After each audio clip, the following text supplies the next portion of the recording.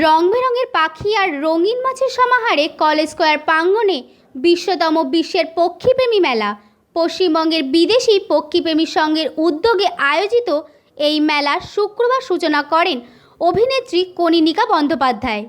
এই বিষয়ে উদ্যোক্তা দেবব্রতবাবু বলেন, 19 পেরিয়ে এই মেলা এবার 20তম বর্ষে পদার্পণ করল। এই মেলায় রাজ্যের প্রায় 200 ধরনের পাখি ও রঙিন মাছ রাখাও হয়েছে। এই মেলা ঘিরে মানুষের উৎসাহ থাকে, ফলে আমরা পক্ষীপ্রেমী মানুষের কাছে তুলে ধরতে পারি। সবথেকে মজার কথা, এটা আমার দ্বিতীয় বছর। আগের বার যখন এসেছিলাম আমার সবথেকে ভালো লেগেছিল পশ্চিমবঙ্গ বার্ডস এক্সোটিক বার্ড অ্যাসোসিয়েশনের। এরা প্রত্যেকে না ভালোবাসে পাখিগুলোকে এবং সবাইকে যত্ন করে রাখে। আমি একটু আগেই বলছিলাম, এরা তো অবলা জীব আর এরা আকাশে থাকতে ভালোবাসে। তাই যখন আমাদের বাড়িতে তারা থাকা শুরু করে, তাদেরকে প্রচুর যত্নের দরকার হয়, ভালোবাসার দরকার হয়। যে কোনো জীবকেই বাড়িতে রাখতে গেলে একজন মানুষকে যেরকম সেবা করা দরকার তার থেকে বেশি করতে হয়, কারণ তারা বলতে পারে না, এক্সপ্রেস করতে পারে না।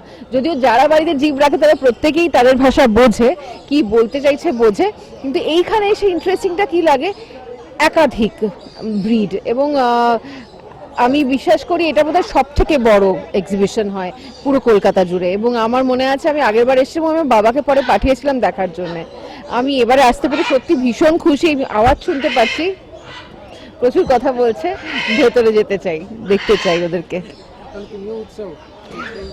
আমি আসলে পশু পাখি জীব জন্তু সবাইকে খুব ভালোবাসি। আমি একটু যদিও আমি শহুরে মানুষ, কিন্তু আমি একটু জঙ্গলি। আমি জঙ্গলে জন্মালে বোধহয় বেশি ভালো হতো। আপনারা দেখছেন যে পশ্চিমবঙ্গ বিদেশি পক্ষীপ্রেমী সংস্থা তাদের বাৎসরিক অনুষ্ঠান আজকে থেকে শুরু হলো, 3 দিন চলবে। দেখলেন যে খালি পশ্চিমবঙ্গ নয়, বিদেশের বিভিন্ন জায়গা থেকে পাখি এসছে, গাছ এসছে, মাছ রয়েছে। আমরা এই অঞ্চলের মানুষদের কথা খালি নয়, এই অঞ্চলের বাইরে পশ্চিমবঙ্গের বিভিন্ন জায়গা থেকে প্রচুর মানুষ আছে এখানে দেখতে। তাদের উদ্দেশ্য এটা করা। সংস্থা খালি কিন্তু এখানে করছে না, এটা তাদের বাৎসরিক অনুষ্ঠান। সারা পশ্চিমবঙ্গে যেখানেই দেখবেন গাছ মাছ পাখি, সেটা এই সংস্থা থেকেই যাচ্ছে। তাই আজকের আমাদের এটা বাৎসরিক অনুষ্ঠান। বহু মানুষ আপনারা দেখবেন 3 দিন ধরে এখানে আসবে, তারা এই উৎসবটা দেখবে। এবং কালকে আমাদের রয়েছে রক্তদান শিবির। সেটা এই খালি আমরা যে পশু পাখি বা মাছ গাছ এটা দেখাচ্ছি তা নয়, আমরা সামাজিক কাজও করছি, সিট অ্যান্ড ড্র করছি, যাতে ছোটো ছোটো বাচ্চারা বিভিন্ন পশ্চিমবাংলার বিভিন্ন জায়গা থেকে এসে তারা অংশগ্রহণ করবে। অরফ্যানদেরকে নিয়ে কাজ হবে। খালি আমরা এইটাই করছি না, আজকে 3 দিনব্যাপী বিভিন্ন অনুষ্ঠান রয়েছেন। আপনাদের চ্যানেলের মাধ্যমে প্রত্যেককে আমাদের সংস্থার পক্ষ থেকে আন্তরিক অভিনন্দন শ্রদ্ধা জানাচ্ছি, ধন্যবাদ জানাচ্ছি। ये देखकर मुझे बहुत ही खुशी हो रही है कि यहाँ एक बहुत ही अच्छा एग्जीबिशन, पक्षियों का, गांच का, मछलियों का, सबका एग्जीबिशन है। और कल दादा यहाँ बल्लभ का भी कर रहे हैं, तो ये देख के मुझे बहुत ही अच्छा लगता है।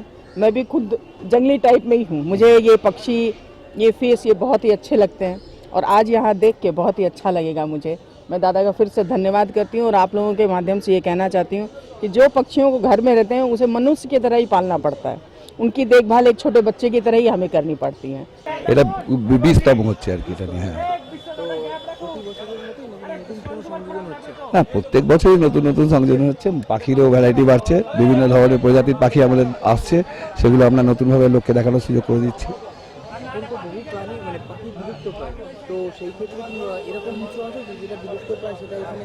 ঠিক সেই রকম বিলুপ্ত প্রায় মানে পাখি আমাদের কাছে নেই, কারণ সাধারণত এগুলো তো এক্সোটিক বিদেশে পাওয়া যায়, তো সেরকম আমাদের এখানে নেই। যেগুলো আমাদের বর্তমানে ভারতবর্ষে প্রচলন হচ্ছে সেই ধরনের পাখিগুলো আমরা রাখতে পারছি। 200 ওপরে আমাদের ভ্যারাইটি রয়েছে, সংখ্যায় তো 1000-এর কাছাকাছি ছাড়িয়ে যেতে পারে। কারণ মেম্বারদের সমস্ত পাখি আনা সম্ভব নয়, সেটা কিছু কিছু তাদের থেকে মাস্টার স্টকগুলো নিয়ে আসা হয়।